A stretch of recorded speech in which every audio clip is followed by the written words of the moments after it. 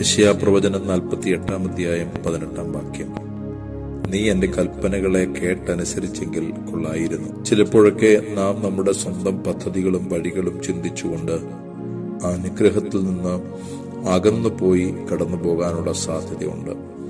ദൈവത്തോട് അനുസരണക്കേട് കാണിച്ചതിന് ഇസ്രായേലിനെ ബാബിലോൺ പ്രവാസത്തിലേക്ക് അയച്ചതിന് ശേഷം ദൈവം ഒരിക്കൽ കൂടി അവർക്ക് സ്വാതന്ത്ര്യമേകി.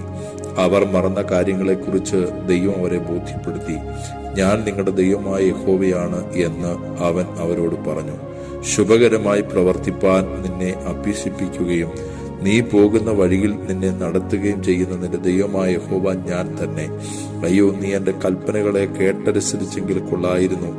എന്നാൽ നിന്റെ സമാധാനം നദി പോലെയും നിന്റെ നീതി സമുദ്രത്തിലെ തിര പോലെയും ആകുമായിരുന്നു. പഴയ വഴികളിൽ നിന്ന് പിന്മാറി ഒരു പുതിയ ജീവിതത്തിൽ അവരെ പിന്തുടരുവാൻ ദൈവം അവരെ പ്രോത്സാഹിപ്പിച്ചു. ബാബേലിൽ നിന്ന് പുറപ്പെടുവീൻ, ഉല്ലാസഘോഷത്തോടെ കൽദയരെ വിട്ട് ഓടിപ്പോകുവീൻ, ഭൂമിയുടെ അറ്റത്തോളം ഇത് പ്രസിദ്ധമാക്കുവീൻ. യെശയ്യാപ്രവചനം 48-17 വരെയുള്ള വേദഭാഗത്തിൽ നാം വായിക്കുന്നു.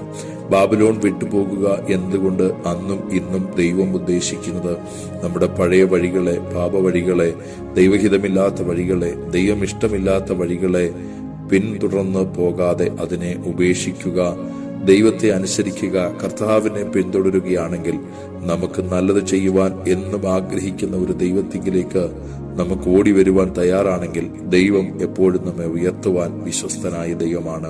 അനുഗ്രഹം നമ്മുടെ മേൽ എപ്പോഴും കടന്നു വരും. നമ്മെ ഉയർത്തുവാൻ ദൈവത്തിന്റെ പദ്ധതികൾ ഏറെ വലുതാകിയാൽ ആ സ്നേഹവാനായ ദൈവത്തിൽ നമുക്ക് ദിനംതോറും ആശ്രയിക്കാം.